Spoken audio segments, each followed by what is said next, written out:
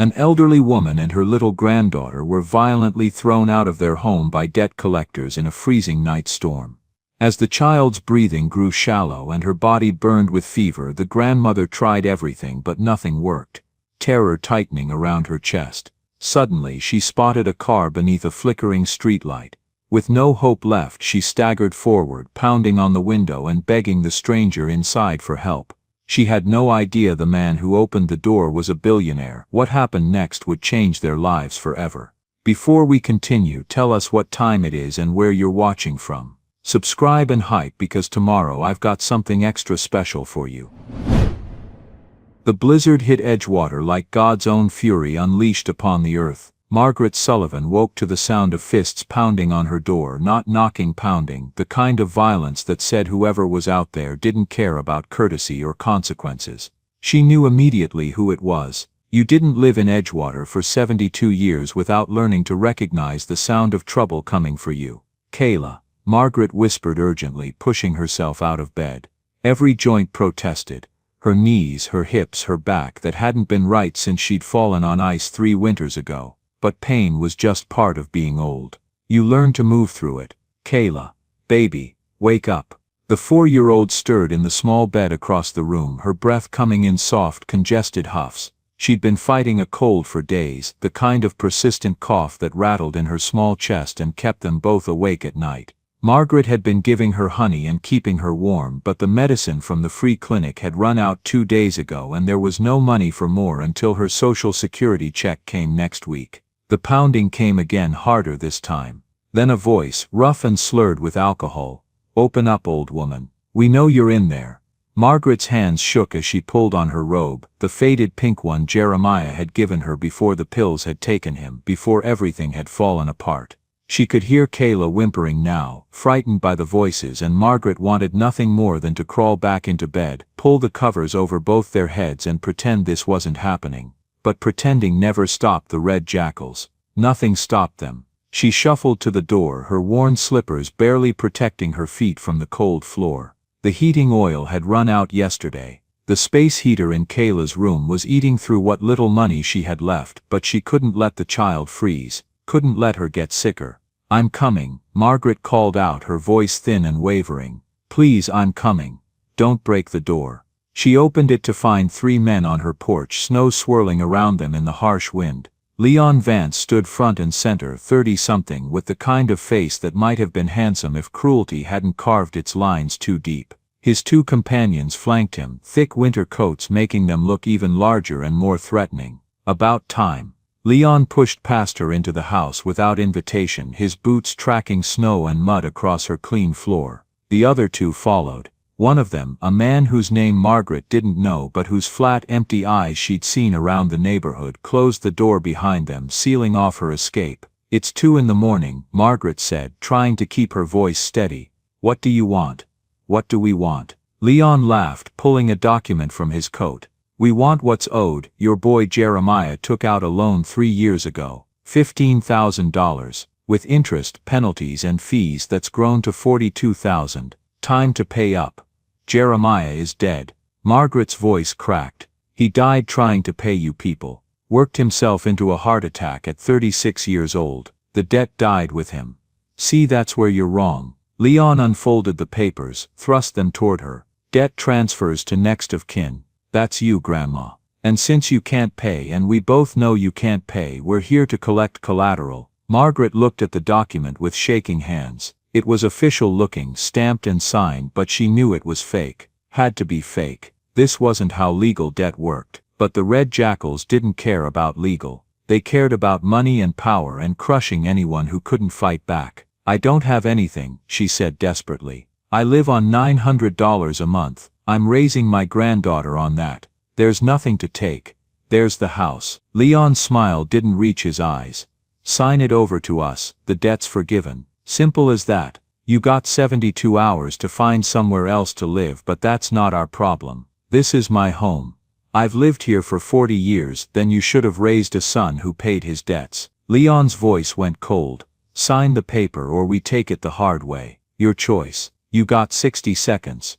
Margaret's mind raced. The house was all she had. All Kayla had. If she signed, they'd be on the street with nowhere to go. But if she didn't sign, 50 seconds. A small voice came from the bedroom doorway. Grandma? They all turned. Kayla stood there in her thin nightgown, clutching her stuffed elephant, the one Jeremiah had won for her at the county fair the summer before he died. Her face was flushed, her eyes glassy with fever and fear. Go back to bed, sweetheart, Margaret said as gently as she could. Everything's fine. Leon glanced at Kayla, then back at Margaret. 30 seconds. Sign or we make this difficult. Margaret looked at the paper in her shaking hands, looked at Kayla, so small and vulnerable in the doorway, thought about Jeremiah, about how she'd failed to save him from his addiction, from the debt that had killed him. She couldn't fail Kayla too, but she also couldn't just hand over everything. No, Margaret said quietly. Leon's expression darkened. What? I said no. Margaret straightened her spine despite the fear coursing through her. This is my home. My granddaughter's home. You can't have it. For a moment nobody moved. Then Leon nodded to his men. Get them out.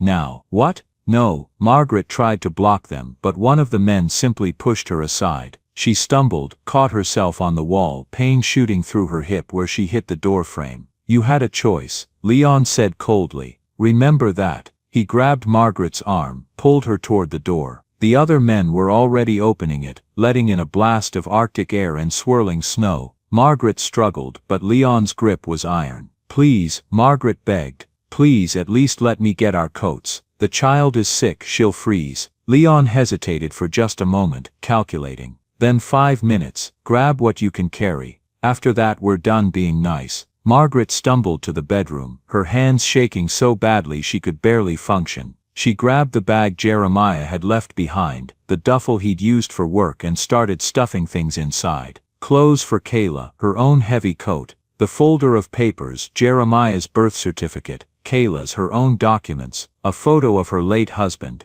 the last picture of Jeremiah before the drugs had hollowed him out. She pulled Kayla's winter coat onto the child, wrapped a scarf around her neck, grabbed Kayla's stuffed elephant and shoved it in the bag. Time's up. Leon's voice boomed from the front room. Margaret shouldered the bag, heavy and awkward, took Kayla's hand and shuffled back out. Leon was standing by the open door, snow already accumulating on the threshold. Out. Both of you. Now. Margaret pulled Kayla close and stepped out into the night. The cold hit like a physical blow, stealing her breath. Snow stung her face. Wind cut through her coat as if it wasn't even there. Behind them, the door slammed shut. Margaret heard the deadbolt slide home with a sound like a coffin closing. They stood on the porch for a moment, Margaret trying to process what had just happened. They'd been thrown out of their home, in the middle of winter, in the middle of a blizzard, with nowhere to go and no one to help them. Grandma, I'm cold, Kayla whimpered, pressing against her. I know, baby.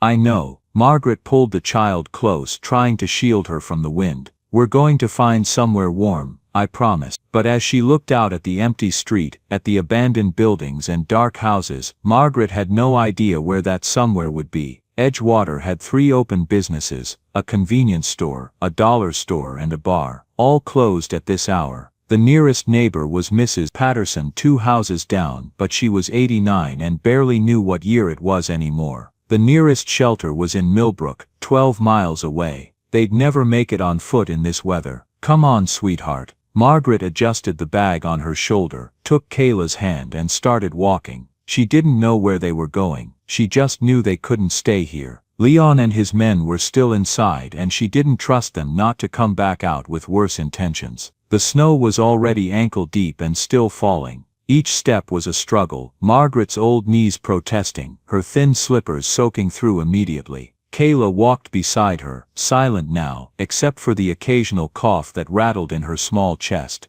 They made it half a block before Margaret realized Kayla was shivering violently. She stopped under a streetlight, knelt down despite the pain in her joints. The child's face was flushed bright red, her eyes glassy. Kayla, baby, look at me. Kayla's gaze was unfocused. Her breathing was coming too fast, too shallow. Margaret pressed her hand to the child's forehead and jerked back. She was burning up. The cold, the stress, the illness that had been building for days, it was all converging at once. No, no, no. Margaret pulled off her own coat, wrapped it around Kayla over the child's smaller coat. Kayla disappeared into the heavy fabric, but at least it was something. Margaret was left in just her thin robe, but she barely noticed. All she could think about was Kayla's fever, about how quickly children could go from sick to critical. She tried to think, tried to make a plan. The free clinic was closed until Monday. The hospital was 15 miles away in the opposite direction from Millbrook. She had no car, no phone, it had been disconnected last month when she couldn't pay the bill. No way to call for help even if help would come. "Grandma," Kayla's voice was so small, "my head hurts."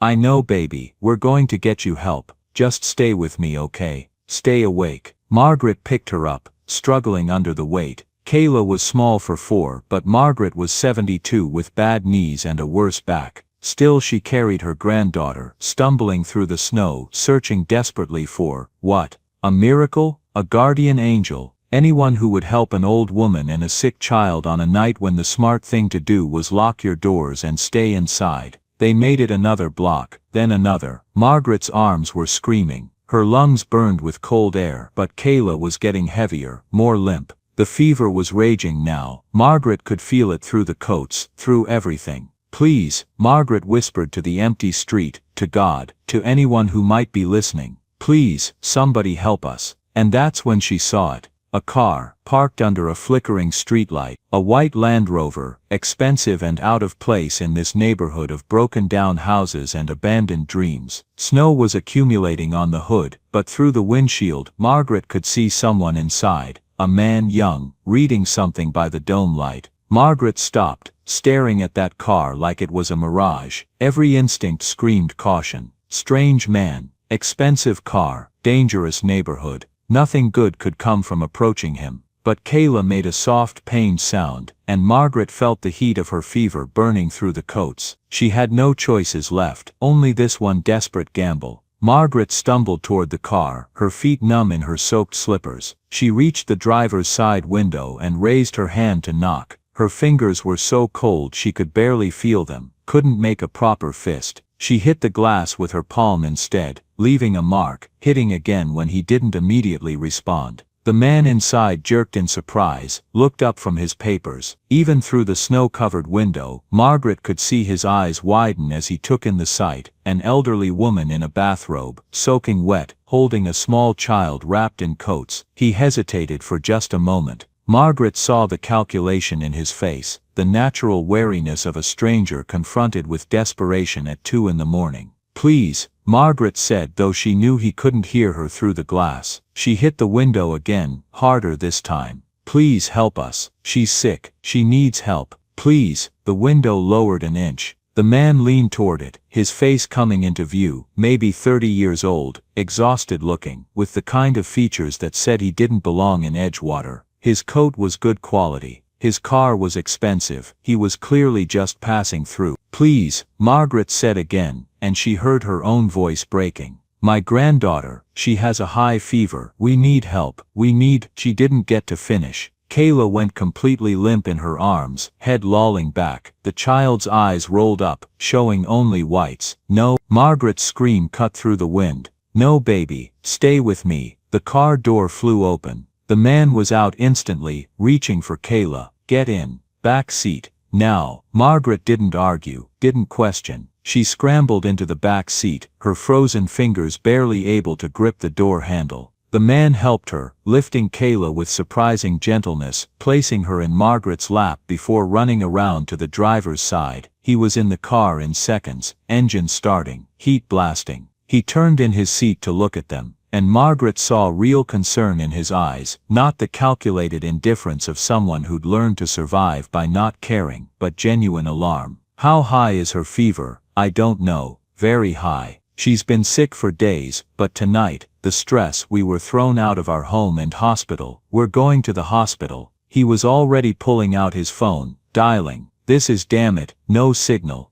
Blizzard must have knocked out the towers." He threw the car into gear, pulled onto the empty street. The tires slipped slightly on ice before finding traction. Margaret held Kayla close, feeling the child's fever burning against her chest, watching snow pelt the windshield, as this stranger drove them through the storm. "What's your name?" the man asked, eyes on the road. Margaret Sullivan." This is my granddaughter, Kayla. I'm Nathan Ward. He glanced in the rearview mirror. The hospital in Millbrook is about 20 minutes away. Can you keep her awake until then? I'll try. Margaret stroked Kayla's face, patted her cheeks gently. Kayla, baby, wake up, stay with Grandma. Please stay with Grandma. Kayla's eyes fluttered but didn't open. Her breathing was rapid and shallow. Margaret had seen this before, had seen Jeremiah's wife deteriorate just as quickly when she'd had pneumonia, had watched her slip away, despite everything the doctors tried. No, not Kayla, not her granddaughter. She couldn't lose Kayla too. Who threw you out? Nathan's voice was tight with anger. In the middle of a blizzard, with a sick child, the Red Jackals. They're a gang. They said my son owed them money. He died 3 years ago trying to pay them, but they said the debt transferred to me. I couldn't pay, so they took the house, threw us out into the snow. Nathan's hands tightened on the steering wheel. That's not legal. Debt doesn't transfer like that. Legal doesn't matter in Edgewater. They own the police. They own everything. Margaret heard the defeat in her own voice. Nobody stands up to them. Nobody helps. People who try. She swallowed hard. People who try end up disappearing. Well, I'm helping. Nathan's jaw was set, his eyes hard. And I'm not disappearing. Not until Kayla's safe. Not until you both are. Margaret wanted to believe him. Wanted to trust this stranger who'd opened his door when he should have driven away. But trust was dangerous in Edgewater. People learned to survive by looking out for themselves, and anyone who broke that rule usually regretted it. Still, she had no choice. This man, Nathan, was literally her last hope. So Margaret held her granddaughter close, whispered prayers to a God she wasn't sure was listening, and watched the snow fall as they drove through the dark toward help she wasn't certain would come in time. In her arms, Kayla's breathing grew more labored, her fever burned like fire, and Margaret wondered if she'd lost everything tonight, her home, her safety, and now, possibly, the last person in the world she loved. Hold on, baby, she whispered. Please hold on, just a little longer. Behind them Edgewater disappeared into the storm. Ahead somewhere in the darkness was either salvation or the final tragedy of Margaret Sullivan's long hard life. She closed her eyes and prayed for the former. Nathan Ward hadn't planned to be in Edgewater that night. Hell, he hadn't even known Edgewater existed until his GPS had rerouted him off the highway when the blizzard made the main roads impassable. He'd been driving back from a consultation in Pittsburgh, a potential partnership with a healthcare nonprofit that would have expanded his family's clinic network across 3 counties. The meeting had gone well, the contract was promising. Nathan's father would finally have to acknowledge that his youngest son's charity work could actually be financially sustainable. Everything had been on track for Nathan to return to his apartment in Millbrook, review the paperwork, and call his father with good news for once. Then the blizzard hit, and the GPS directed him through Edgewater, and he'd pulled over to check his route because the streets looked like something out of a post-apocalyptic film. Abandoned buildings, broken windows, not a single light on in half the houses. It was 2 in the morning in a dying town, and Nathan had been sitting in his car, wondering if he should risk continuing or just sleep there until morning. That's when an old woman had materialized out of the snow like a ghost, pounding on his window with a sick child in her arms. Now 20 minutes later, Nathan was breaking at least 3 traffic laws trying to get them to Millbrook General before the child, Kayla, her name was Kayla, stopped breathing entirely. Talk to me, Margaret, Nathan said, eyes flicking to the rearview mirror. How's she doing? Still breathing, but barely. Margaret's voice was thin with fear. She's so hot. I've never felt a fever this high. Nathan pressed harder on the accelerator. The Land Rover's all-wheel drive was the only reason they were making any progress at all. The roads were buried under 6 inches of fresh snow, with more falling every second. Visibility was maybe 20 feet. Every intersection was a gamble. But Nathan had grown up in upstate New York, had learned to drive in conditions like this, and more importantly, he had a sick child in his back seat who would die if he didn't get her to a hospital soon. His phone sat uselessly in the cup holder.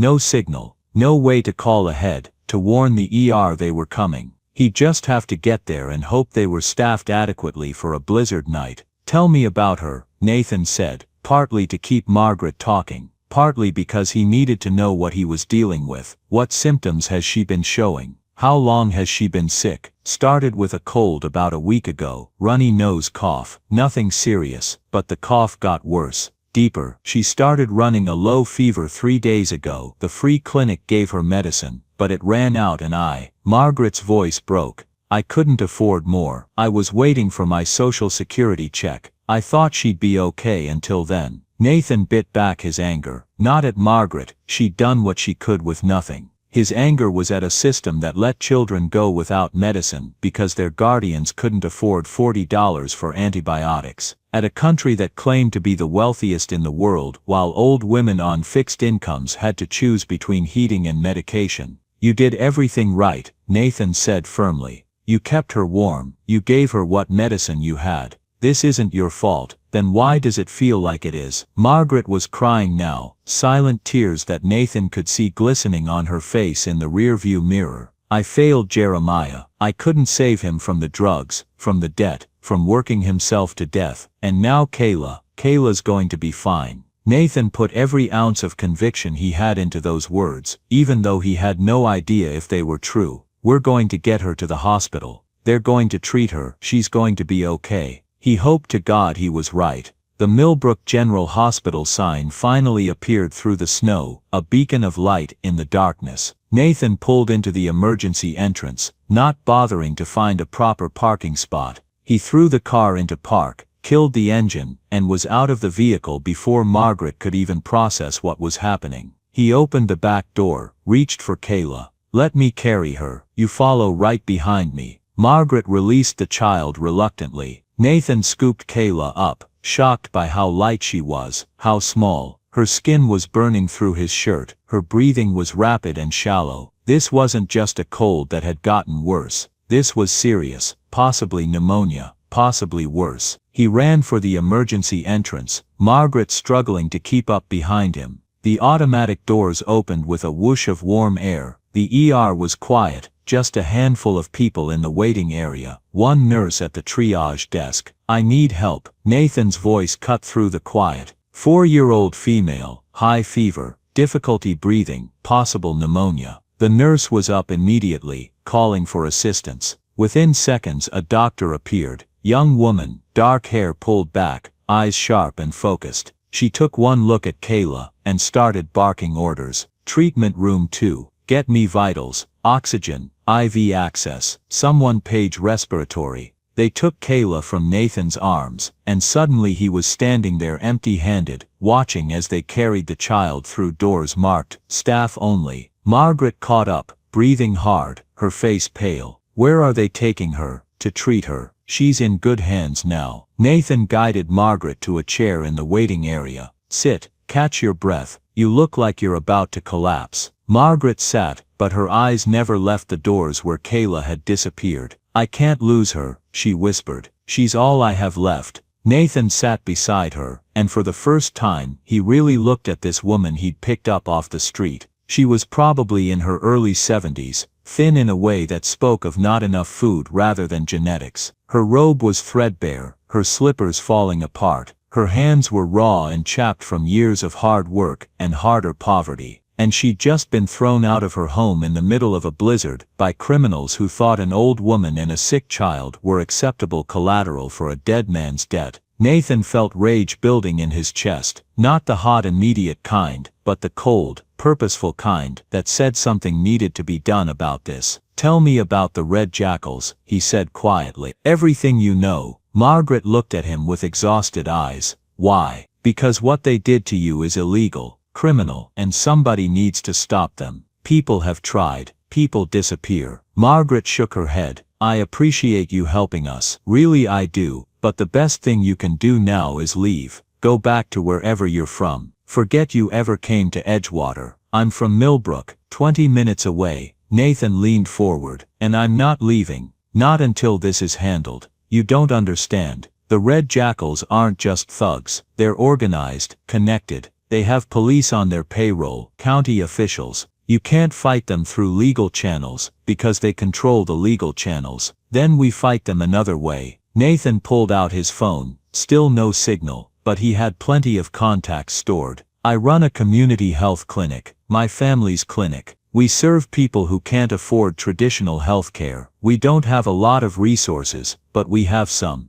And I know people, lawyers, social workers, law enforcement who aren't corrupt. Why would you do that? You don't even know us. Nathan thought about how to answer that, about his mother, who died when he was 16 because she couldn't afford the cancer treatment that might have saved her, about how his father had thrown himself into building the clinic network afterward, creating something that would help other families avoid what they'd gone through, about how Nathan had joined that work because he genuinely believed healthcare was a human right, not a privilege for those who could pay. Because it's right, he said simply. Because you and Kayla deserve better than what happened tonight. Because the Red Jackals need to be stopped before they hurt more people. Pick whatever reason makes sense to you. They're all true. Margaret studied him for a long moment. You're either very brave or very foolish. Probably both. Nathan managed a small smile. My father would definitely say foolish. Before Margaret could respond, the doctor who'd taken Kayla reappeared. Nathan and Margaret both stood immediately. She's stable, the doctor said, and Margaret sagged with relief. We've got her on oxygen and IV fluids. Her temperature was 104 when she came in. Extremely dangerous, especially for a child her age.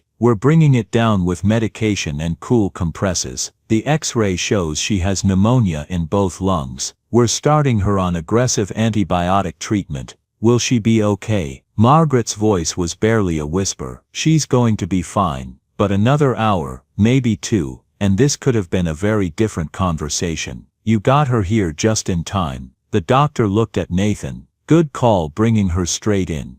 Can we see her? Nathan asked. In a few minutes, we need to get her settled and make sure she's responding to treatment. Someone will come get you. The doctor paused. I do need to ask, given the severity of her condition and the circumstances you arrived in, is there any reason to believe this child has been neglected or abused? No, Margaret said immediately. I've been caring for her. I give her everything I have. We were thrown out of our house tonight by criminals, but I would never. She's telling the truth. Nathan interjected. I witnessed part of what happened.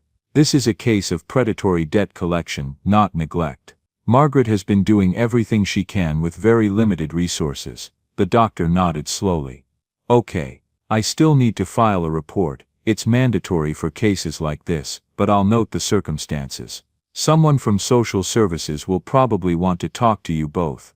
After the doctor left, Margaret sank back into her chair, suddenly looking far older than she had an hour ago. Her shoulders slumped, her hands trembled in her lap, and fear clouded her eyes. Social services, she whispered. They're going to take her away. They'll say I can't take care of her properly. No, they won't, Nathan said firmly, sitting beside her. Because you're not going to be homeless, and you're not going to be without support. I'm going to make sure of that. She looked at him, desperate. How? First, you need somewhere safe, he said. Warm. With food. A place where Kayla can recover. He paused only briefly before deciding. I know a small hotel near my clinic. Good people run it. I'll get you a room there and cover the cost until we figure out something permanent. Margaret shook her head. I can't accept charity. This isn't charity, Nathan replied gently. It's basic human decency. And honestly, Margaret, you don't have many options right now. So please, let me help. Tears filled her eyes. Why are you doing this? Nathan's voice roughened. Because someone should have helped my mother. Because too many people suffer alone when they shouldn't. And because I can help. That's reason enough. They sat in silence, the weight of the night pressing down on them, until a nurse appeared with a soft smile. You can see Kayla now. She's awake and asking for her grandma. Margaret was on her feet instantly. Nathan followed a few steps behind, giving her space but staying close. Kayla lay in a pediatric room, her small body swallowed by a bed far too big for her. Oxygen tubes rested beneath her nose, an IV taped to her arm, but her eyes were open, clearer now. When she saw Margaret, she reached out. Grandma. I'm here, baby. I'm right here. Margaret kissed her forehead. You're going to be just fine. Where are we? At the hospital. You got very sick, but they're helping you. Kayla's gaze shifted to Nathan in the doorway. Who's that? That's Mr. Nathan, Margaret said softly. He helped us. Kayla studied him seriously. Thank you for helping my grandma. Nathan swallowed. You're welcome, Kayla. I'm glad I was there. Are you a doctor? Not exactly. I help run a clinic. That's good, she murmured. Grandma says we can't usually afford doctors. Margaret flushed, but Nathan smiled. You can afford this one. We'll make sure you get whatever care you need. Kayla nodded, eyelids drooping. Then she whispered, Did the bad men take our house?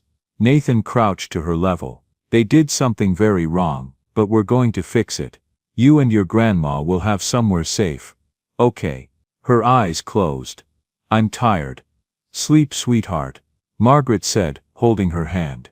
They stayed as Kayla drifted off, her breathing already easier. Nathan watched Margaret stroke the child's fingers and thought of the countless families he'd seen struggling, crushed by systems designed to ignore them. Not this time. He stepped into the hallway, pacing until he finally found a signal near the lobby doors. He called his assistant. Nathan. Jessica answered groggily. I need emergency housing, he said. 2 people. Elderly woman and a 4-year-old, near the clinic. Bill it to the discretionary fund. How long? Start with 2 weeks, and what's going on? Predatory debt collectors threw them into a blizzard. The child nearly died. I'm not letting this stand, Jessica exhaled. Your father won't like this. He can deal with it, Nathan said. Also get me contact info for Rebecca Wilson, the tenant rights attorney. After hanging up, Nathan stood still, knowing he'd crossed a line he couldn't uncross. Taking on the Red Jackals would be dangerous. But someone had to say enough. When he returned, Margaret was slumped beside Kayla's bed. He placed a blanket over her shoulders. You're still here, she murmured. Of course.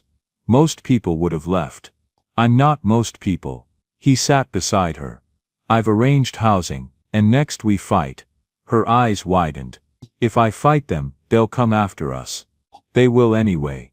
The only safety is making sure they can't hurt anyone again. She watched Kayla breathe, thinking of everything she'd lost, and almost lost again. My son used to say the hardest part of being brave was choosing to step forward. She said quietly. Tonight I almost lost my granddaughter, because I kept stepping back. Nathan met her gaze. I'll fight, Margaret said. I'll testify. For my son. For Kayla. For every family they've hurt. Relief settled into Nathan's chest. Then we do this together, he said, extending his hand. She shook it. Together. Outside, the blizzard howled. But inside that hospital room, 2 strangers formed an alliance that would change everything. The Red Jackals would answer for what they'd done. Kayla was released from the hospital 3 days later. The pneumonia had responded well to antibiotics, her fever had broken, and the doctors were confident she'd make a full recovery with continued rest and medication. Nathan picked them up in his Land Rover, now equipped with spare winter clothes he'd purchased, plus a booster seat for Kayla that the hospital social worker had provided. The social worker, a tired-looking woman named Patricia Moore, had interviewed both Margaret and Nathan separately, taking detailed statements about what had happened the night of the eviction. Nathan had expected judgment, maybe even an attempt to remove Kayla from Margaret's custody. Instead, Patricia had looked at Margaret with sympathy that came from years of seeing good people destroyed by bad systems. You did everything right, Patricia had told Margaret. You kept her warm, sought help immediately, made sure she got treatment. The fact that you were put in an impossible situation doesn't make you a bad guardian. It makes you a victim of a crime. Still, Patricia had filed a report with law enforcement, as required. And that report had made its way to the Edgewater Police Department, which meant the Red Jackals now knew that Margaret had talked to authorities. They'll be looking for us, Margaret said quietly as Nathan drove them toward the hotel he'd arranged. She was in the back seat with Kayla, who was bundled in a new winter coat and looking around with curious eyes. Leon and his people, they'll want to make sure I don't cause more trouble. Which is why you're not going back to Edgewater. Not yet. Nathan caught her eye in the rearview mirror. The hotel is in Millbrook. Different jurisdiction. And I've taken some precautions. What kind of precautions? You'll see. The Beacon Suites was a modest extended-stay hotel on the edge of Millbrook's downtown. Nothing fancy but clean and well-maintained. Nathan had stayed there himself once, years ago, when his apartment flooded and needed extensive repairs. He knew the owner, Rita Alonso, who'd escaped an abusive marriage herself, and had strong feelings about helping women and children in crisis. Rita was waiting in the lobby when they arrived, her round face creasing into a warm smile. "You must be Margaret and Kayla. Nathan told me you'd be coming. Welcome." She led them to a suite on the second floor, small but comfortable, with a separate bedroom for Kayla, a kitchenette, and a bathroom with a tub. Rita had stocked the refrigerator with basic groceries, and there were fresh towels in the bathroom and extra blankets in the closet. "You need anything at all, you call down to the desk. I'm here most days, and my staff knows to take care of you." Rita handed Margaret a key card. "This floor has extra security. Camera at the stairwell, camera at the elevator. Nobody gets up here without being logged." Margaret looked overwhelmed. "I can't, this is too much, I can't pay for this." "You're not paying, Nathan is." And before you argue, Rita held up a hand. "Let me tell you something. 10 years ago, I was where you are. Different circumstances, but same feeling, trapped, scared, nowhere safe to go. Someone helped me. Gave me a place to stay, no questions asked, no payment required. They told me to pay it forward someday when I could. So this isn't charity, Margaret. This is me paying forward a debt I owe to a stranger who saved my life." Tears filled Margaret's eyes. "Thank you. Don't thank me. Just rest, heal, take care of that beautiful granddaughter." Rita squeezed her shoulder, then left them alone. Kayla was already exploring, opening cabinets, checking out the bedroom. "Grandma, there's a TV, and look," she held up a stuffed sunflower someone had left on the bed. "It's just like the flowers you used to grow." "That's lovely, baby." Margaret turned to Nathan, who was still standing in the doorway. "You arranged all this, the room, the food, the security." Rita arranged the security. "I just made sure you had somewhere safe to be while we figure out next steps. Which are, first you rest, you've been through hell. Kayla needs you healthy and strong. And second," Nathan pulled a business card from his wallet, handed it to her. "Second, you meet with this woman, Rebecca Wilson. She's an attorney who specializes in predatory lending and tenant rights. I've already briefed her on your situation. She wants to hear your full story and see what legal options exist." Margaret looked at the card. "I can't afford a lawyer. Rebecca works pro bono for cases like this. You won't pay anything." Nathan paused. "Margaret, I know you're used to doing everything yourself, used to not asking for help. But you're not alone anymore. You have people in your corner. Let us help. I don't understand why you're doing this. You don't even know us. I'm doing it because it's right, that's all the reason I need." Nathan headed for the door, then turned back. "Get some rest. I'll check in tomorrow. If you need anything before then, call me. My number's on that card too." After he left, Margaret stood in the middle of the suite, trying to process everything that had happened in the past 3 days. They'd lost their home, nearly lost Kayla, and now they were in a safe, warm place with food and security, and people who wanted to help. It felt like a dream, or a trick. Margaret had lived 72 years learning that nothing came without strings attached, that kindness was usually just another way of controlling people. But Nathan Ward didn't seem to want control, he seemed to genuinely want to help. And God, Margaret was so tired of being suspicious, so tired of fighting alone. "Grandma." Kayla appeared in the bedroom doorway, the stuffed sunflower clutched to her chest. "Is this our home now? For a little while, baby. Until we can go back to our real home. Will the bad men let us go back?" Margaret thought about lying, about protecting Kayla from hard truths, but children deserved honesty, even when the truth was scary. "I don't know," Margaret admitted. "But Nathan is going to help us try. And there's a lawyer, a woman who helps people like us. We're going to fight to get our home back. What if we can't? Then we'll find a new home. Somewhere safe, somewhere the bad men can't reach us." Margaret pulled Kayla into a hug. "The important thing is we're together, As long as we have each other, we're going to be okay. Kayla nodded against her chest. I like Mr. Nathan, he's nice. Not scary like the bad men.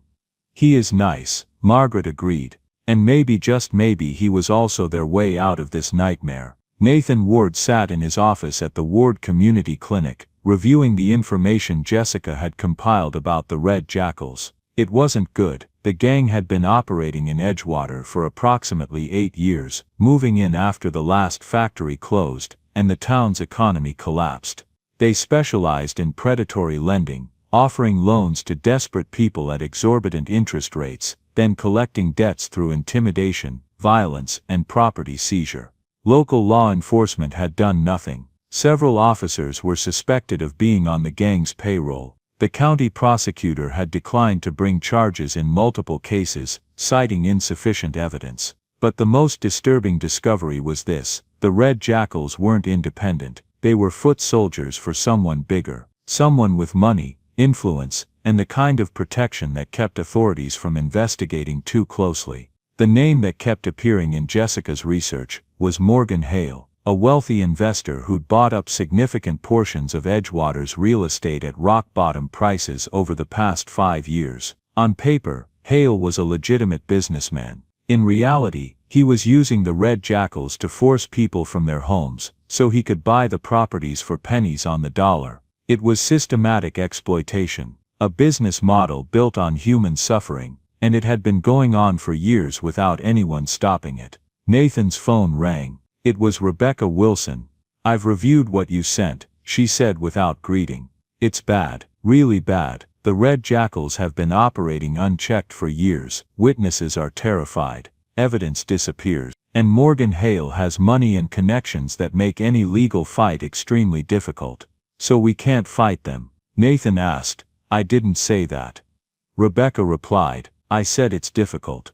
There's a difference. She paused. If Margaret is willing to go fully on record, formal deposition, court testimony, then we have a chance. Her case is especially severe, forcing an elderly woman and a sick child out into a blizzard. That's criminal negligence, possibly attempted manslaughter, if we can prove they knew the child was ill. Can we prove that? We can try. Hospital records show the child was treated at the free clinic 3 days before the eviction. If the Red Jackals were watching the house, and they usually are, then they knew. That means they knowingly endangered a child.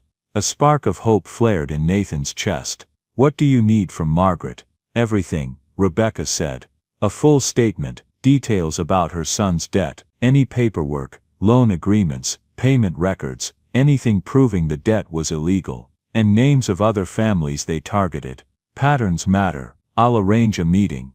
Tomorrow if she's ready. Rebecca's tone sharpened. But Nathan, you need to understand what this means. Once she goes on record, she becomes a target. They will intimidate her, possibly hurt her. You need security. She's already in a secure hotel, Nathan said. I'll make sure she's protected. Good, because men like Morgan Hale don't go down quietly. After the call, Nathan leaned back in his chair. He was committed now. He'd promised Margaret they'd fight, promised the child they'd get their home back. And Nathan didn't make promises he couldn't keep. His phone buzzed. Unknown number. Stop interfering. This is your only warning.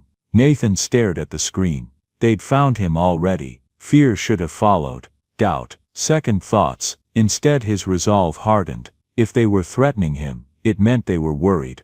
Good. Let them be. He deleted the message and scrolled through his contacts until he found a name he hadn't dialed in years. Jack McKinley. Jack, Nathan said when the call connected. It's Nathan. I need your help. Jack McKinley was a former police detective forced into early retirement after refusing to ignore corruption. Now he ran a private security firm, protecting witnesses and investigating cases law enforcement wouldn't touch. Been a while, Jack said. What's going on? Nathan laid it all out. The eviction, the child, the Red Jackals, Morgan Hale. When he finished, Jack was silent. You're talking about organized crime with deep local connections, Jack said finally. You know that, right? I do. And you're willing to risk yourself for an old woman and a kid you met 3 days ago? Yes. Jack let out a short laugh. You're either brave or stupid. That's what everyone keeps saying. All right, Jack said. I'm in. I'll get security on the grandmother and the kid, round the clock, and I'll start digging into Hale's operation. But this won't be fast. We might not have time. They know she talked. Then security comes first. I'll have someone at that hotel tonight. Nobody gets near them. Thank you. Don't thank me yet, Jack replied. Thank me when this is over, and everyone's still alive. When the call ended, Nathan sat alone as dusk settled outside his office window. Snow drifted down in slow, quiet sheets. Somewhere across town, an elderly woman and a child were sleeping safely for the first time in days, and elsewhere in Edgewater, families were still trapped, silent, afraid, waiting for someone to fight back. One family at a time, Nathan thought. That's how systems break. That's how change starts. He stood feeling the weight of what he'd chosen, but also the certainty. Nathan Ward was going to help that woman get her home back. He was going to get justice for her dead son, and if Morgan Hale and the Red Jackals wanted to stop him, they were welcome to try. Margaret met with Rebecca Wilson 4 days after checking into the Beacon Suites. The attorney arrived at the hotel in a sensible gray sedan, carrying a leather briefcase and wearing an expression that was equal parts compassion and steel. Mrs. Sullivan, I'm Rebecca Wilson. Thank you for agreeing to meet with me. Margaret led her into the suite's small living area. Kayla was in the bedroom playing with a set of blocks Nathan had brought by yesterday. The security guard Jack McKinley had assigned, a quiet woman named Hannah Garcia, who looked like she could break someone in half without blinking, stood discreetly near the window. Rebecca spent 3 hours taking Margaret's statement, recording everything on a digital recorder, while simultaneously taking notes. She asked detailed questions about the night of the eviction, about Jeremiah's debt, about every interaction Margaret had had with the Red Jackals over the past 3 years. You mentioned Jeremiah took out the original loan 3 years ago, Rebecca said, reviewing her notes. Do you have any documentation? Loan agreement, payment records, anything in writing? I have some papers Jeremiah left. I grabbed them when Leon gave me 5 minutes to pack. Margaret retrieved the folder she'd brought from the house, wrinkled, water-stained from the snow, but mostly intact. It's not much. Rebecca spread the documents on the table, examining each one carefully. Her expression grew darker with every page. This is incredibly helpful. This loan agreement, she tapped one of the papers, lists an interest rate of 35%. That's illegal in Pennsylvania. Maximum allowable is 6% for consumer loans. Everything above that is usury. I told Jeremiah it seemed wrong, but he was desperate. The bank had turned him down. He needed money for Margaret's voice caught, for bail. After he got arrested for possession, he thought if he could just get out, get clean, everything would be okay. And the loan came from a man named Carter. First name or last I don't know. He worked out of a check-cashing place on Maple Street. Jeremiah said Carter was connected, that he could get money fast with no questions asked. Rebecca made notes. And after Jeremiah died, when did the Red Jackals first contact you? About a month later, Leon Vance showed up at my door, said the debt had transferred to me. I told him I didn't have any money. He said I had the house, could sign it over to settle the debt, which you refused. Of course I refused. That house is all Kayla has, all I have. Jeremiah died trying to keep it. Margaret's hands clenched. I wasn't going to just give it away. So they escalated. Rebecca pulled out more documents, records she'd obtained from the county. In the past 3 years 23 properties in Edgewater have been transferred to shell companies linked to Morgan Hale. All of them followed the same pattern. Owner falls behind on debt. Red Jackals apply pressure. Owner either signs over the property or leaves town. Your house was next in line. So this isn't about the money, it's about the land. Exactly. Morgan Hale is systematically buying up Edgewater at pennies on the dollar. In 5 years he'll own most of the town. He'll be able to redevelop it however he wants, and the people who've lived there for generations will have been pushed out through intimidation and violence. Margaret felt sick. How many families, that we know about? 23. How many more who gave up and left without fighting? We don't know. could be dozens, could be more. We have to stop them. We're going to try. Rebecca leaned forward. But Margaret, I need you to understand what you're signing up for. If you agree to testify, and I mean really testify, formal deposition, potentially a trial, you'll be putting yourself in danger. The Red Jackals will see you as a threat. Morgan Hale has resources to make your life very difficult. More difficult than losing my home and almost losing my granddaughter. Different kind of difficult. Legal harassment, surveillance, possible threats. Nathan has arranged security which helps, but there are no guarantees. Margaret thought about Kayla in the next room, playing happily for the first time in days. Thought about Jeremiah, worked to death trying to pay a debt he'd never escape. Thought about all the other families the Red Jackals had destroyed. I'll do it, Margaret said firmly. I'll testify. I'll give depositions, whatever you need. But I want justice. Not just for me, for everyone they've hurt. Rebecca smiled, a real smile, warm and genuine. That's exactly what I wanted to hear, because you're not just fighting for your house anymore, Margaret.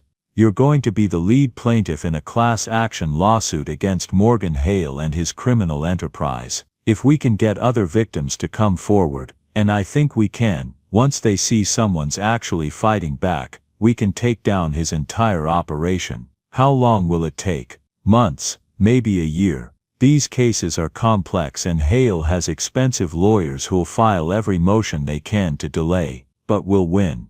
The evidence is too strong. The pattern is too clear. After Rebecca left, Margaret sat alone in the quiet suite, processing everything. A class action lawsuit. Months of legal proceedings. Becoming the face of resistance against the Red Jackals. It was terrifying, and necessary. And maybe, just maybe, her chance to turn Jeremiah's death into something meaningful.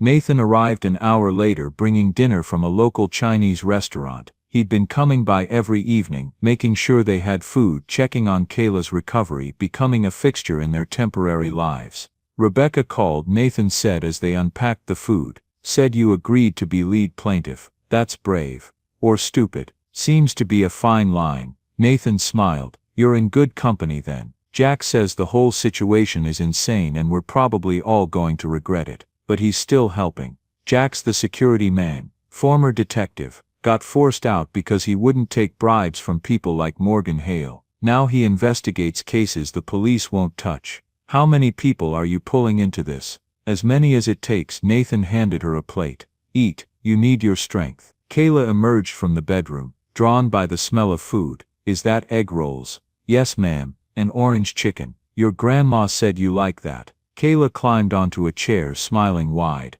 After just 4 days of warmth, food and medicine, the change was unmistakable. Color had returned to her face, her energy was back. The cough that once rattled her chest was nearly gone. She looked like a normal 4-year-old again, not a child hovering on the edge of crisis. Mr. Nathan, she asked between bites of rice, are you going to catch the bad men? Nathan smiled softly. I'm going to try, with your grandma's help, and some people who are very good at catching bad men. What happens when you catch them? They go to jail, and you and your grandma get to go home. Promise? Nathan glanced at Margaret and saw her slight nod. I promise. It might take time, but you'll be safe. Satisfied, Kayla returned to her food. Margaret watched Nathan quietly, seeing the weight he carried, the responsibility he'd taken on for 2 people who had been strangers days ago. She wanted to tell him he didn't have to do this, but she knew the truth. Without him they wouldn't be okay. And somehow he knew that too. Later, after Kayla was asleep, Margaret and Nathan sat together drinking tea while snow drifted past the window. Tell me about your mother,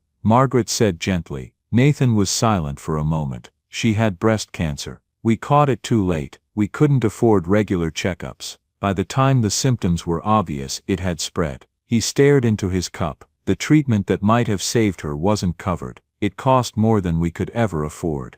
I'm sorry, Margaret said. My father tried everything, Nathan continued. Loans, mortgaging the house. He built the clinic network to honor her, and to make sure other families wouldn't have to choose between bankruptcy and watching someone die. His voice tightened. I watched my mother fade, knowing help existed but was out of reach. When I saw you and Kayla that night, I couldn't drive past. Margaret reached over and squeezed his hand. Your mother raised a good man. My father thinks caring is weakness. Nathan said quietly, he's wrong. Margaret replied, it's the strongest thing there is. They sat in silence until Nathan's phone buzzed. He frowned. Trouble? Margaret asked. Jack wants to meet tomorrow. Says he's found something important about Morgan Hale. Good or bad? He didn't say. Nathan stood. Get some rest. Tomorrow we start building the case against the Red Jackals. After he left, Margaret checked on Kayla, sleeping peacefully, clutching her stuffed sunflower, and felt something she hadn't felt in years.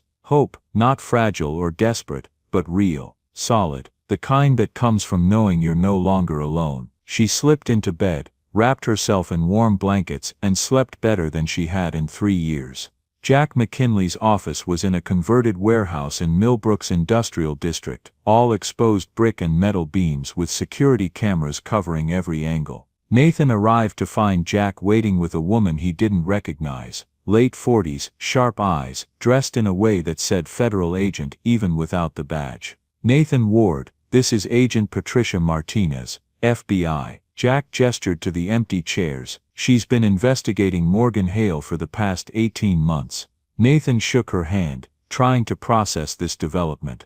FBI, for debt collection. For racketeering, Martinez corrected. Debt collection is just one piece. Hale runs a criminal enterprise that includes predatory lending, real estate fraud, witness intimidation, and suspected connections to at least 2 disappearances. She pulled out a thick file. Your Margaret Sullivan is exactly the kind of victim we need to build a federal case. Nathan sat down slowly. You've known about Hale for 18 months. Why hasn't he been arrested? Because knowing and proving are different things. Hale insulates himself carefully, uses the Red Jackals as muscle so his hands stay clean, has lawyers who challenge every subpoena, every warrant. We've been building a case, but we need witnesses, living, breathing people willing to testify. And until now, every potential witness has been too scared to come forward, or has disappeared before we could get their statement. What changed? You did. Martinez opened the file, showing photographs of Margaret and Kayla leaving the hospital. Someone's been watching the Beacon Suites, logging your visits. They photographed you, Mrs. Sullivan, the child.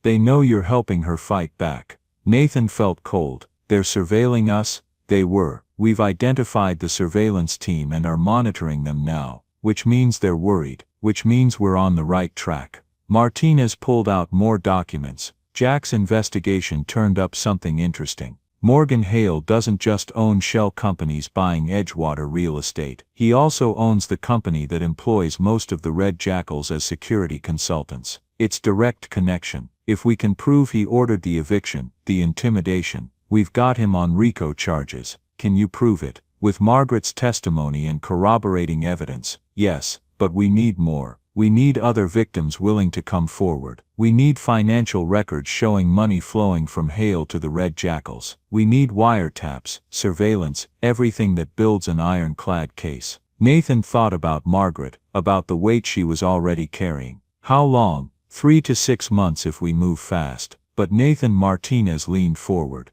You need to understand the danger you're all in. Morgan Hale has operated with impunity for years. He's not going to let one old woman take him down without a fight. The Red Jackals will escalate. We have security, which helps, but security can only do so much. You need to prepare Mrs. Sullivan for what's coming. Make sure she understands the risks. After the meeting, Nathan drove to the Beacon Suites with a leaden weight in his stomach. He'd promised Margaret they'd fight the Red Jackals, get her home back, find justice for Jeremiah. But he hadn't fully understood what that fight would entail. The danger, the length, the toll it would take on everyone involved. He found Margaret in the suite's living area, working on a puzzle with Kayla. Hannah Garcia stood by the window, her presence now a constant fixture. Margaret looked up when Nathan entered, and immediately her expression shifted to concern. What's wrong? Nathan waited until Kayla was back in the bedroom, then explained everything. The FBI investigation, Martinez's involvement, the surveillance, the timeline, the risks. Margaret listened in silence, her face growing more drawn with each revelation.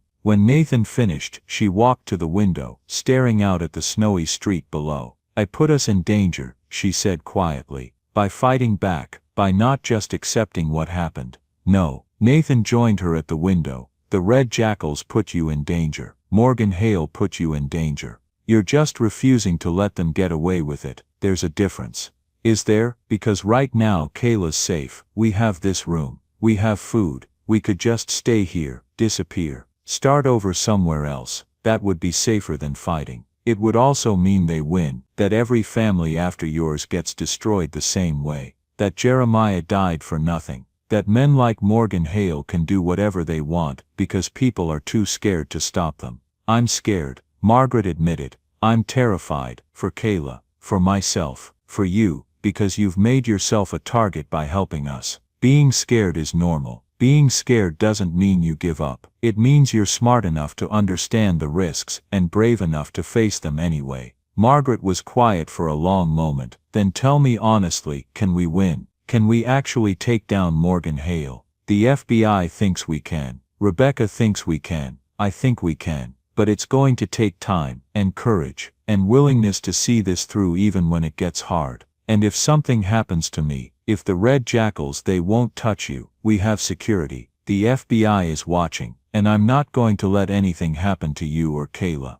I promise. Margaret turned to face him. You can't promise that. You're not invincible. No, but I'm determined. And so are the people helping us. We're not giving up on this, Margaret. The question is whether you're ready to keep fighting. Margaret looked toward the bedroom, where Kayla was singing softly to herself. Thought about Jeremiah. Thought about the house she'd lived in for 40 years. Thought about all the other families suffering under the Red Jackal's control. I'm ready, she said finally. Tell Agent Martinez I'll cooperate fully. I'll give testimony. I'll do whatever she needs. But Nathan, she gripped his arm. If anything happens to me, promise me Kayla will be taken care of. Promise me she won't end up in the system, bouncing between foster homes. Nothing's going to happen to you. Promise me anyway. Nathan looked into her desperate, pleading eyes and made a promise he hoped he wouldn't have to keep. If something happens, Kayla will be safe. I give you my word. Margaret sagged with relief. Okay, then let's do this. Let's take down Morgan Hale and make sure he never hurts another family. Over the next 6 weeks the investigation gained momentum.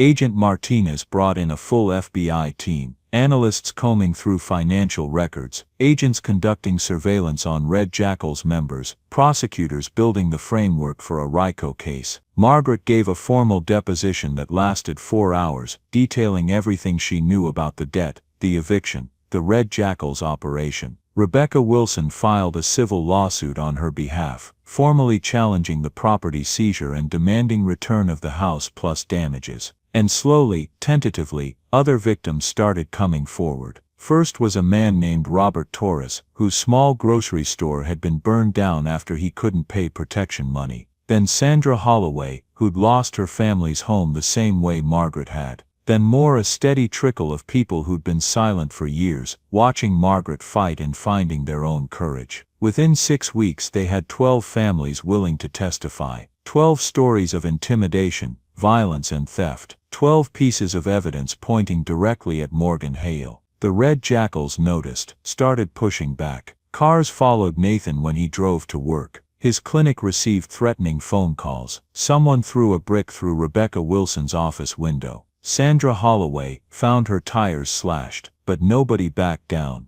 If anything, the intimidation made people angrier, more determined. This wasn't just about money or property anymore. It was about refusing to live in fear, about saying enough. Nathan sat in his office late one evening, reviewing security reports, when his phone rang. His father, I heard you're building a case against Morgan Hale. Harrison Ward said without preamble. Are you insane? Nice to hear from you too, Dad. Don't be flippant. Do you have any idea what you're risking? Hale has connections all over this county. He could destroy the clinic, could destroy you personally. All for what? An old woman you barely know. For 12 families who've been victimized by a criminal enterprise. For basic justice. For doing the right thing even when it's hard. The right thing, Harrison's voice rose. The right thing is protecting what we've built. The clinic helps thousands of people. You're going to throw that away for a crusade against a man you can't beat. I can beat him. The FBI can beat him. With enough evidence and enough courage, we can take him down.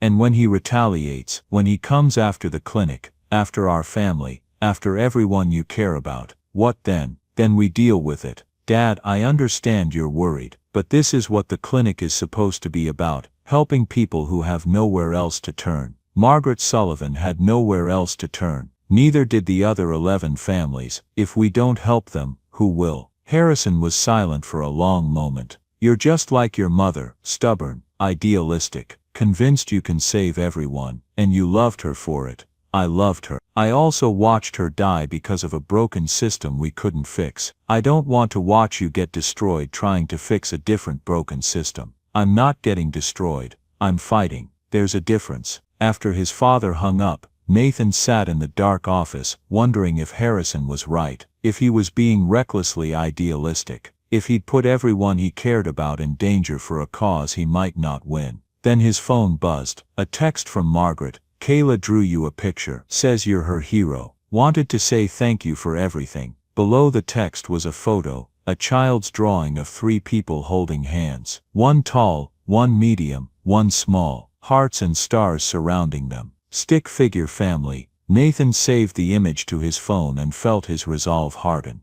This was why he was fighting. For families like Margaret and Kayla, for the chance to be part of something that mattered more than safety or comfort or his father's approval. He pulled up Agent Martinez's number, sent a text status update. The response came immediately. Close. 2 more weeks and we file charges. Stay vigilant. 2 more weeks. Nathan could manage 2 more weeks, and then Morgan Hale would finally answer for what he'd done. Leon Vance was arrested on a Wednesday morning while eating breakfast at a diner in Edgewater. FBI agents surrounded him before he could reach for the gun he kept under his jacket. He was charged with extortion, witness intimidation, and conspiracy to commit racketeering. Nathan watched the news coverage from his office, feeling a surge of satisfaction. This was real progress. With Leon in custody and potentially willing to cooperate to reduce his sentence, they had direct connection to Morgan Hale's operation. But satisfaction quickly turned to concern when Agent Martinez called 2 hours later. We've got a problem.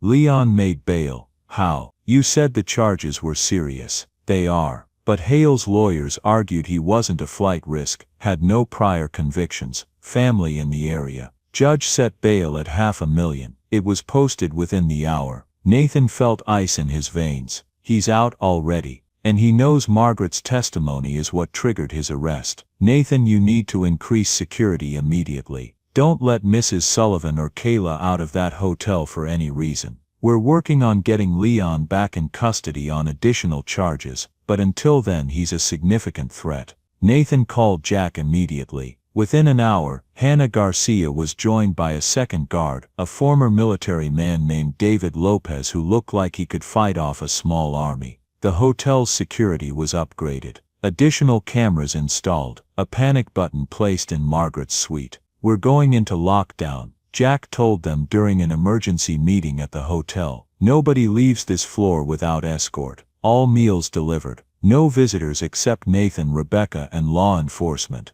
And if you see anything at all that seems wrong, you hit that panic button. Clear, Margaret nodded, pulling Kayla close. The child had been picking up on the tension, becoming clingy and fearful again. The progress they'd made was unraveling. Nathan stayed that night, sleeping on the suite's couch despite Margaret's protests. He told himself it was to provide additional security. The truth was he couldn't shake the feeling that something bad was coming. The next day passed in tense quiet. Then another. Jack's team tracked Leon's movements. He'd returned to his apartment, hadn't left. The FBI maintained surveillance. Everything seemed under control. On Saturday evening, 3 days after Leon's release, Margaret finally started to relax. Maybe he's smart enough to know he's being watched. Maybe he won't try anything. Maybe, Nathan said, though he didn't believe it. At 2 in the morning, the fire alarm went off. Nathan was instantly awake, reaching for his phone. Hannah and David burst through the door simultaneously, weapons drawn.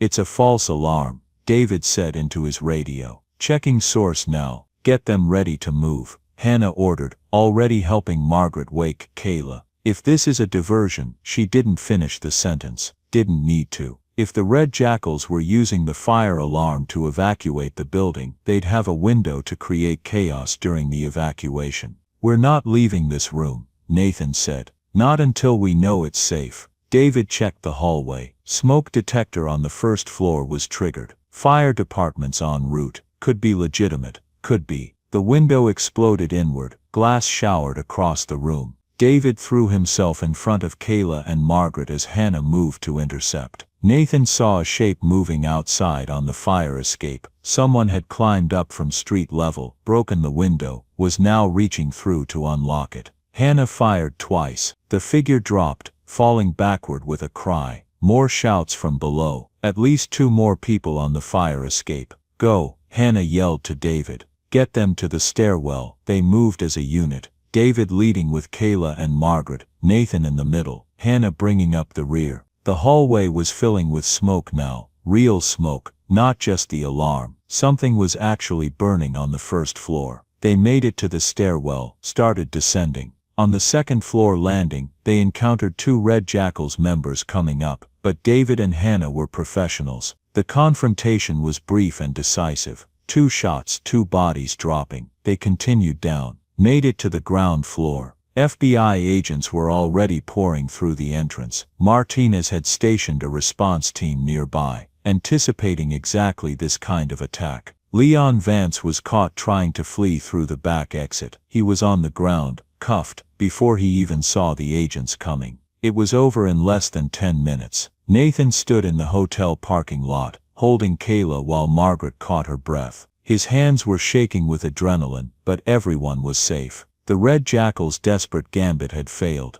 Agent Martinez approached, looking grim but satisfied. "We've got 4 in custody, 2 dead on the fire escape. Leon's going back to jail, and this time there's no bail. Attempted assault on federal witnesses, that's prison time, regardless of what else happens. And Morgan Hale, we're bringing him in now. This attack, Leon coordinating it while out on bail, that's witness tampering, conspiracy, obstruction of justice. Combined with everything else we have, it's enough. We're filing RICO charges today." Nathan felt something loosen in his chest. It's really over. The dangerous part is over. Now comes the legal battle. But yes, Hale's going to prison. It's just a matter of how long. Margaret sagged against Nathan, exhaustion and relief overwhelming her. "We did it. We actually did it." "You did it," Nathan corrected. "You stood up when everyone else was afraid. You showed this community that fighting back was possible." Kayla stirred in Nathan's arms, looking up at him with sleepy eyes. "Are the bad men gone?"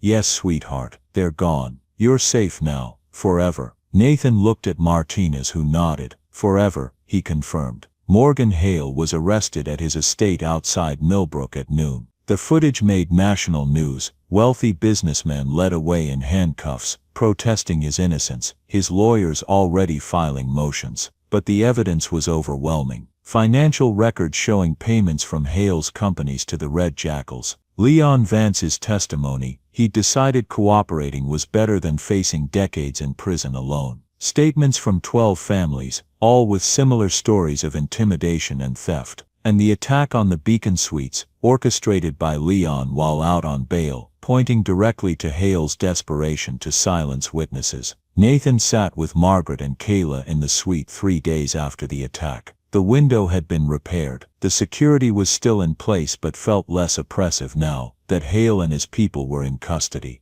"What happens now?" Margaret asked. "Now we wait for trial. Hale's lawyers will try to get charges dismissed, but Rebecca doesn't think they'll succeed. The evidence is too strong. You'll probably have to testify at some point, but that's months away. And our house, Rebecca's filed a motion to have the seizure reversed immediately. Judge is reviewing it now. If it's approved, you could be back home within the month." Margaret looked at Kayla, who was coloring at the table, humming to herself. "I don't know if we can go back. Not after everything that's happened. Every time I think about that house, I think about them breaking down the door. About being thrown out in the snow. About nearly losing Kayla. That's understandable. But Margaret, that house is yours. They stole it. You fought to get it back. Don't let them take your home from you twice, by making you too scared to return. What if I am too scared? What if I can't get past it? then we find you somewhere else. Somewhere safe where you and Kayla can build new memories. The house isn't what matters. You two being safe and together, that's what matters. Kayla looked up from her coloring. Can Mr. Nathan come to our new house, or our old house if we go back? Nathan smiled. I'd like that very much. Good, because you're family now. Grandma said so. Nathan looked at Margaret, who was wiping her eyes. I did say that, because it's true. You saved our lives. Multiple times. You fought for us when nobody else would. That makes you family. Nathan felt his throat tighten. He'd started this thinking he was helping strangers. Somewhere along the way they'd become the most important people in his life. You're my family too, both of you. Kayla held up her drawing. 3 people holding hands, just like before, but more detailed. Grandma Margaret, Kayla, Mr. Nathan. A house in the background with a sunflower garden. That's us, Kayla explained. When everything's okay again, everything will be okay again, Nathan promised. I don't know when, but it will be. We'll make sure of it. And looking at this makeshift family he'd found in a snowstorm, Nathan believed it. The trial of Morgan Hale began on a bitter Monday in February, 4 months after his arrest. The federal courthouse in Millbrook was overflowing with reporters, victims, and onlookers who had followed the case since the shocking arrests. Nathan sat in the gallery behind Margaret. She wore a simple blue dress Rebecca had helped her choose, dignified and restrained, the quiet image of a grandmother standing against a powerful man. Kayla wasn't there. She was spending the day with Nathan's assistant far away from a courtroom she was too young to endure. The prosecutor, Linda Morrison, presented the case with precision. Financial records traced money flowing from Hale to the Red Jackals. Former gang members described intimidation and violence. Documents showed 23 families stripped of their homes through a deliberate property seizure scheme. Then Morrison called Margaret to the stand. Margaret walked slowly, nerves visible. But once sworn in she straightened, lifted her chin, and looked directly at Morgan Hale, who sat calm and polished at the defense table. Tell the jury about the night of January 8th, Morrison said. Margaret told everything. The pounding on the door, the demand for a debt her son had died trying to repay, the forced eviction into a blizzard, her granddaughter's fever rising as the cold closed in, the desperate search for help. I thought we were going to die, Margaret said softly. I thought my granddaughter would freeze in my arms. Because Morgan Hale decided our lives were worth less than the property he wanted to steal. The defense objected. The judge overruled. Margaret continued describing years of harassment, a debt that only grew, and the terror inflicted by the Red Jackals. She spoke of going to the police and being turned away, of every official channel failing because Hale had bought protection. By the time she finished, jurors wiped tears from their faces. One stared openly at Hale with anger. The defense tried to undermine her, questioned her memory, her understanding, her son's addiction. Margaret did not waver. My son had his problems, she said steadily, but he was trying to get clean, trying to do right by his daughter. Your client's people killed him by trapping him in a debt he could never escape. Don't you dare say this was his fault. The courtroom fell silent. The defense had no response. Over 3 weeks the prosecution built an airtight case. Financial experts testified about the shell companies. FBI agents detailed the surveillance operation. Other victims told their stories, each one echoing Margaret's, each one showing the same pattern of predatory lending and violent collection. Leon Vance testified against Hale in exchange for a reduced sentence, describing in detail how the operation worked, how Hale would identify struggling homeowners, how the Red Jackals would offer loans with impossible terms, how they'd escalate to intimidation when payment faltered, how they'd force families from their homes, allowing Hale's companies to buy the properties for pennies on the dollar. It was systematic exploitation, a business model built on human suffering, and the jury heard every horrible detail. The defense tried to argue that Hale had been unaware of the Red Jackals' methods, that he'd merely purchased properties in good faith, that he couldn't be held responsible for independent contractors' actions.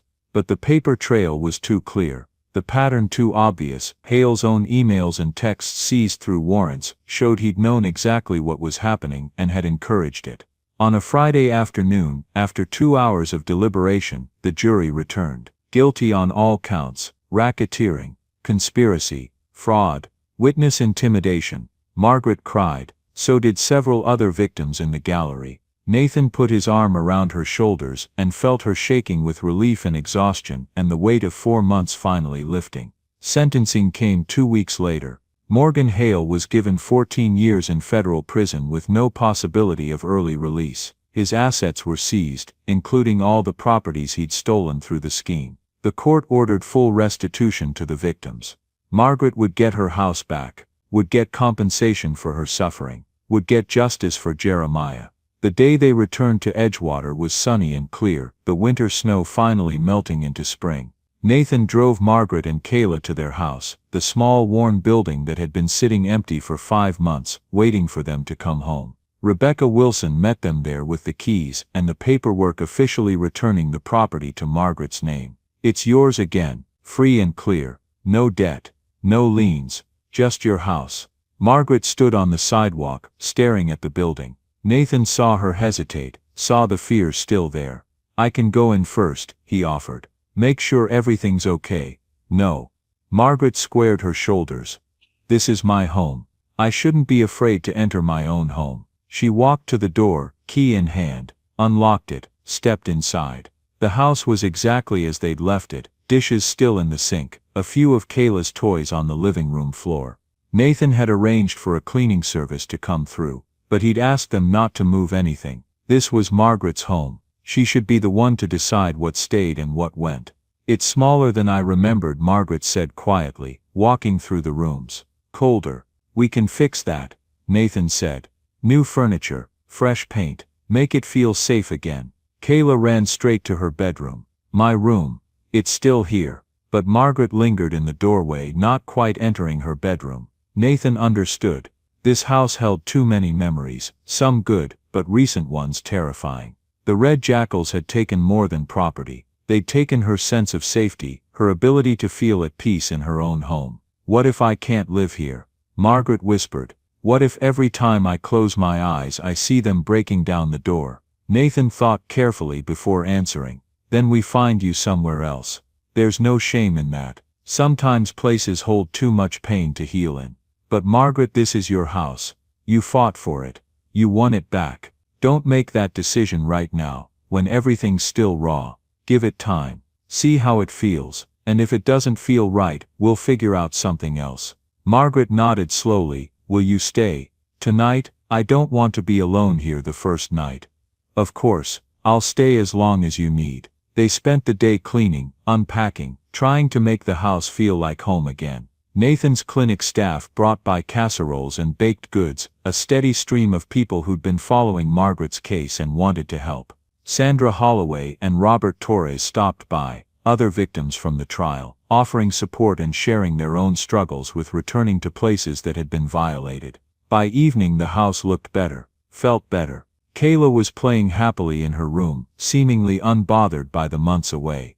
Children were resilient like that. Margaret and Nathan sat on the front porch as the sun set, watching the neighborhood come alive. Edgewater looked different now, felt different. With the Red Jackals dismantled and Morgan Hale in prison, people were starting to emerge from their houses, starting to talk to neighbors, starting to rebuild what had been broken. "Thank you," Margaret said quietly, "for everything, for stopping that night, for not giving up on us, for fighting when it would have been easier to walk away." "Your family," Nathan said simply. "I don't walk away from family."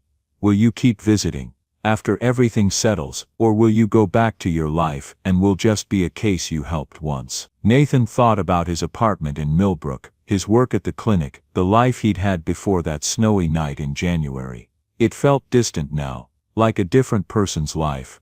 "I'll keep visiting," he promised. "As often as you'll have me." Kayla already said I'm family. Can't disappoint her. Margaret smiled, real and warm and more relaxed than Nathan had seen her since that first night. "Then you're stuck with us.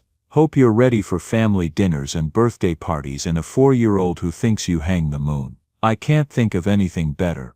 They sat together as stars began appearing in the darkening sky. Inside, Kayla called out for her grandmother, wanting help with a puzzle. Margaret rose to go inside, then paused. "Nathan, my son Jeremiah, he would have liked you. Would have been grateful someone like you was looking out for his girl." Nathan felt his throat tighten. I wish I could have known him. He was a good man who made bad choices. Addiction does that, takes good people and hollows them out. But at his core, Jeremiah wanted to do right by his family. Just like you. She touched Nathan's shoulder gently. Thank you for making sure his death meant something. For turning his tragedy into justice for all those families. After she went inside, Nathan sat alone on the porch, thinking about the path that had led him here. One decision to stop instead of drive past had changed multiple lives, had taken down a criminal enterprise, had created a family where there'd been only strangers. His father had called after the verdict, his voice stiff but genuine. You did good work, your mother would be proud. It was the closest thing to approval Nathan had ever gotten from Harrison Ward. And it meant more than he'd expected. Nathan pulled out his phone, looked at the photo Kayla had drawn, 3 people holding hands, hearts and stars surrounding them. He'd kept it as his wallpaper, a reminder of what he was fighting for. His phone buzzed. A text from Rebecca Wilson, counties dropping charges against all the other Red Jackals members who cooperated. They're getting probation and community service. Leon got 8 years, Hale's appealing but unlikely to succeed. We won. They'd won. Against impossible odds, against a system designed to protect wealthy criminals, against years of corruption and fear, they'd won. Nathan replied, thank you for everything, couldn't have done this without you. Rebecca, you did the hard part. You saw someone who needed help and you stopped. Everything else followed from that one choice. One choice. That's all it took to change everything. Nathan stood, stretched, and went inside. Found Margaret and Kayla in the kitchen, making dinner together. Kayla was standing on a stool, helping stir something on the stove while Margaret supervised. Mr. Nathan, Kayla called out when she saw him. We're making spaghetti. Want to stay for dinner? I'd love to, Nathan said and meant it with his whole heart. Because this kitchen, this family, this moment of ordinary domestic peace, was worth every risk, every threat, every sleepless night, worrying about their safety. This was what justice looked like. Not just courtroom verdicts and prison sentences, but families restored, homes reclaimed, lives rebuilt. This was what made everything worthwhile. 2 months after the trial, on a warm April afternoon, Nathan helped Margaret plant sunflowers in the front yard. The same sunflowers her husband had grown decades ago, before cancer took him, before Jeremiah's addiction, before everything had fallen apart. Sunflowers always struck me as optimistic, Margaret said, pressing seeds into the soft earth. They follow the sun. They grow tall even in difficult conditions. They're resilient, like you, Nathan observed. Like all of us who survived Morgan Hale. Margaret sat back on her heels, surveying the freshly planted row. Did you hear? Sandra Holloway's reopening her shop. Robert Torres got his store back. Even Mrs. Patterson 2 doors down, who I thought had dementia, turned out to just be traumatized and depressed. She's getting treatment now, talking again. The whole neighborhood's coming back to life. That's what happens when you remove the poison. Things start growing again. Kayla ran across the yard, her arms full of dandelions she'd picked. Look, I found yellow flowers like the ones we're planting. Those are beautiful, sweetie, Margaret said. Why don't you put them in a jar for the kitchen table? As Kayla ran inside, Nathan noticed how much she'd changed in 4 months. The fear had faded from her eyes, the cough was long gone. She looked like a normal 5-year-old, happy, energetic, secure in her grandmother's love and their reclaimed home. I've been thinking, Margaret said, returning her attention to the planting, about the other families, the ones who lost everything before we could stop Hale. There's still so much need in Edgewater. What are you thinking? A fund. Using the restitution money. I don't need $200,000. I never expected to get anything. But there are families here who do need it. Medical care, education, home repairs, food security. She looked at Nathan. Would your clinic help administer something like that? Make sure the money goes where it's actually needed. Nathan felt pride swell in his chest. Of course, I think it's a wonderful idea. I want to call it the Jeremiah Sullivan Memorial Fund. So his name means something good. So Kayla grows up knowing her father's legacy isn't just addiction and debt, but community support and healing. He'd be honored. They worked in companionable silence, planting hope in the form of sunflower seeds. Nathan's hands were dirty, his back aching from bending, and he couldn't remember ever being happier. His phone buzzed. Jessica from the clinic. Nathan, we've got a situation. Family just showed up at the clinic. Elderly grandmother, 2 grandkids, pneumonia, they're from Edgewater. They say debt collectors evicted them 3 months ago, and they've been living in their car. Can we help? Nathan met Margaret's eyes, saw her nod before he even asked. Yes, Nathan told Jessica, we can help. I'll be there in 20 minutes. He stood, brushed dirt from his jeans. I have to go. Emergency at the clinic. Another family like us. Sounds like it. Margaret stood too, placed her hand on his arm. Go help them. That's what you do. That's who you are. We'll be here when you get back. Nathan drove to the clinic, his mind already working through logistics. Where could they house this family? What resources did they need? How could they connect them with legal help, medical care, food assistance? The work was endless. For every family they helped, 10 more appeared with similar stories. Poverty, debt, exploitation. The systems that had enabled Morgan Hale's operation were still in place. Taking down one criminal didn't fix the underlying problems, but it was a start. And every family helped was another step toward a world where people like Margaret and Kayla didn't have to fight alone. At the clinic, Nathan found the family huddled in the waiting room. A woman, maybe 72 children around 7 and 9. All 3 were coughing, feverish, exhausted. The woman's eyes held that same desperate look Margaret's had held that night in the snow. Nathan crouched in front of them. I'm Nathan Ward, I run this clinic. You're safe here. We're going to take care of you. The woman's eyes filled with tears. We don't have money. We can't pay. You don't need money. That's not how we work here. Nathan turned to Jessica. Get them examined immediately. Start antibiotics, and call Rita at the Beacon Suites. We need emergency housing. As the medical staff took the family back for treatment, Nathan thought about that snowy night in January. About the decision to stop instead of drive past. About how one choice had led to another, creating a cascade of change that was still rippling outward. He couldn't save everyone, couldn't fix every broken system,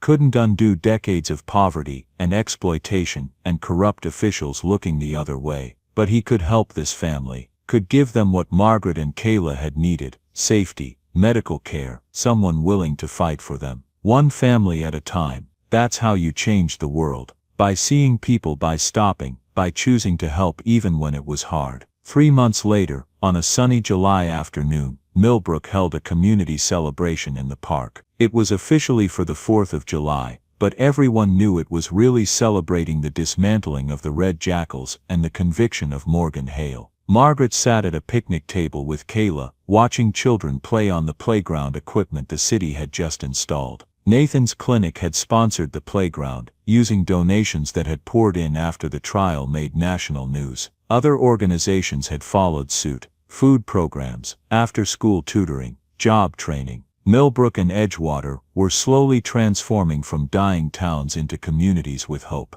Grandma, can I go play? Kayla asked, eyeing the swings. Of course, baby, stay where I can see you. Kayla ran off, her bright yellow dress, new, bought with restitution money, fluttering around her legs. Margaret watched her go, marveling at the transformation. 7 months ago, this child had nearly died of pneumonia in her arms. Now she was running and laughing, and being 5 years old. Nathan slid onto the bench beside Margaret, handing her a bottle of cold water. Thought you might need this. It's getting warm. Thank you. Margaret took the water gratefully. Have you seen the turnout? Must be 300 people here. More. The whole county's showing up. Your story resonated, Margaret. People were inspired by what you did. I didn't do anything special, just survived. You did more than survive. You fought back. You refused to accept injustice. You showed everyone else they could fight too. Nathan gestured around the park. All of this, the playground, the programs, the community organizing, it started because you wouldn't give up. Because you were brave when it mattered most. Margaret felt tears prick her eyes.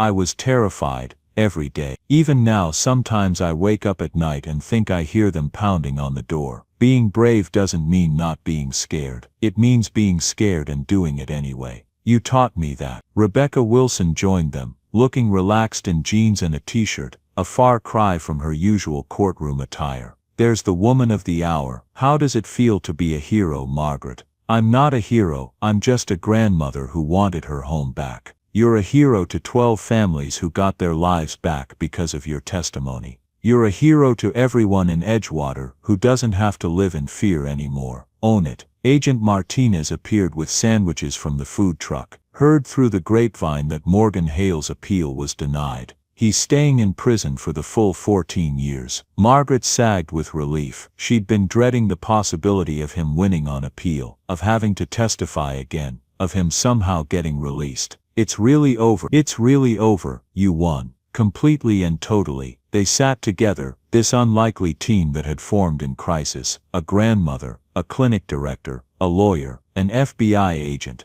They'd been strangers 7 months ago. Now they were friends, bonded by shared purpose and hard-won victory. Kayla ran back from the playground, out of breath and grinning. Mr. Nathan, there's a bounce house. Can I go? May I? Margaret corrected gently. May I go? Yes, you may, but only for 30 minutes, then we're having lunch. Kayla took off running. Nathan watched her go, smiling. She's doing so well. You've done an amazing job helping her heal. We've done an amazing job, Margaret corrected. Your clinic provided her therapy. Rebecca helped me understand trauma responses. Patricia, she nodded to Martinez, made sure we felt safe. It took all of us. That's how community works, Nathan said. Nobody heals alone. As the afternoon wore on, Margaret found herself surrounded by people wanting to thank her. Other victims from the trial. Community members who'd lived in fear of the Red Jackals for years. Strangers who'd followed the case and been inspired. One woman, maybe 40, with a young daughter, approached hesitantly.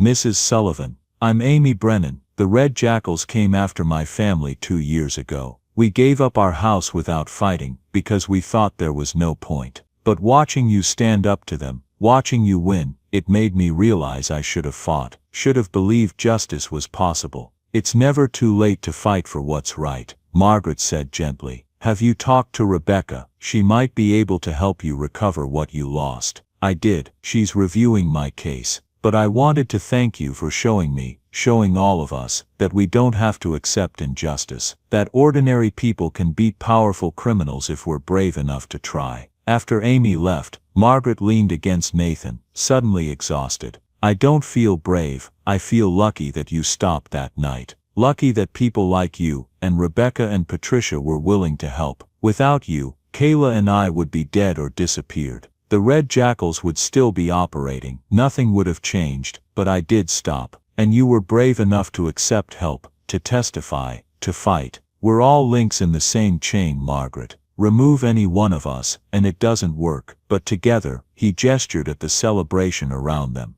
Together we changed everything. As the sun began to set, casting golden light across the park, Margaret watched Kayla play with other children. Watched Nathan talking animatedly with clinic staff. Watched Rebecca and Patricia laughing together. Watched a community that had been broken start to heal. 7 months ago, she'd thought her life was over. Had accepted that she and Kayla would die in the snow, victims of a system designed to crush people like them. Instead they'd survived, fought, won, and in winning had sparked something larger. A movement of people refusing to accept exploitation, demanding justice, rebuilding what criminals had destroyed. Jeremiah would be proud, Margaret thought. His death hadn't been meaningless after all. His daughter would grow up in a world slightly better than the one he'd left, and his mother, broken, terrified, certain she'd failed him, had found the strength to fight in his name. Thank you, Margaret whispered to the evening sky, to Jeremiah, to whatever force had put Nathan Ward on that street the night they needed him most. Thank you for the second chance. Kayla ran back, threw her arms around Margaret. Best day ever, Grandma. Can we come back tomorrow? We'll see, baby, we'll see. And as Margaret held her granddaughter, surrounded by friends who'd become family, she felt something she hadn't felt in years. Peace, real deep peace, the kind that came from knowing you'd fought for what mattered and won. From knowing you were loved and safe and home. The sunflowers they'd planted were already sprouting, small green shoots pushing up through the earth, reaching for the sun, resilient, optimistic, exactly like the people who'd planted them. And Margaret Sullivan, 72 years old and stronger than she'd ever known, smiled at the future and felt nothing but hope. Join us to share meaningful stories by hitting the like and subscribe buttons. Don't forget to turn on the notification bell to start your day with profound lessons and heartfelt empathy.